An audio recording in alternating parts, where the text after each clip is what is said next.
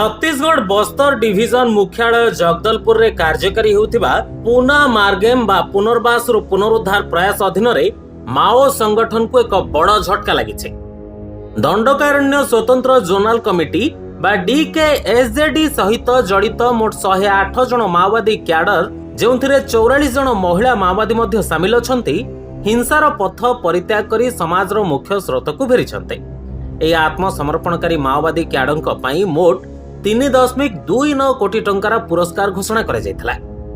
सुरक्षा एजेंसी अनुसार पुनर्वासित माओवादी एवं अन्य गुप्त सूचना मिलिथिबा सूचना आधार रे सुरक्षा बाहिनी विभिन्न नक्सल डंपर AK-47 INSAS LMG एवं BGL समेत मोट 101 टी घातक अस्त्रशस्त्र उद्धार करिसंते।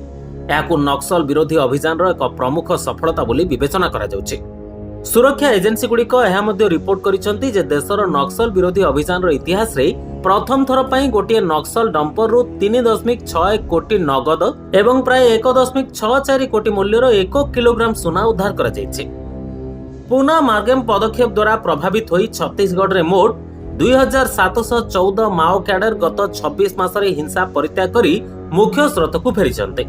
जनवरी 1 2024 रु मार्च 9 2026 पर्यंत केवल बस्तर डिविजन रे 2625 माओवादी पुनर्वास पई बाछिचंते। आत्मसमर्पण करथिबा लोकंक मध्य रे पश्चिम बस्तर, पूर्व बस्तर एवं उत्तर बस्तर डिविजन रो दंडकारण्य स्वतंत्र जोनाल कमिटी रे अनेक सक्रिय सदस्य अछंते। एथिरे राहुल तेलम, पांड्रू कवासी, चित्रू ओराम, रामधर ओरफ Biru, Mallesh, PLGA battalion number 1 commander Muchaki एवं एओई अंचलर कोसा मांडवी भली प्रमुख माओवादी कैडर अंतर्भुक्त। उनका मानस बदल रहा है और ये सभी लोग हिंसा का रास्ता छोड़कर समाज की मुख्य धारा में शामिल हो रहे हैं। भारी संख्या में सर कैश भी और सोना भी बरामद हुआ है। कहाँ डंप था, ये कहाँ से बरामद हो पाया है? ये सब डिटेल अपराध की इन्वेस्टिगेशन जब होगा उसमें पता चलेगा, लेकिन ये डंप जो सरेंडर्ड कार्डर्स हैं उनकी ही निशानदेही पर बरामद हुआ। सबका हस्र भी हुआ। जो शांतिपूर्वक पुनर्वास की ओर अग्रसर हुए वो आज शांतिपूर्वक पुनर्वास कर रहे हैं।